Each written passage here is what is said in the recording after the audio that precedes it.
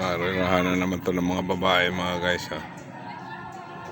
100 meter daw ito mga guys. Kailang panoorin natin ang kanilang habulan. Hindi na! Umpisa na!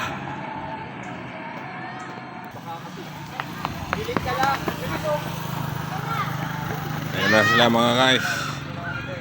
Ayan. Ayan na.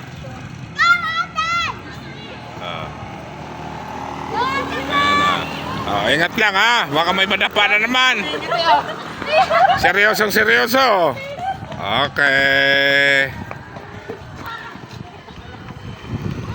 Tapos na ang 100 meter dash.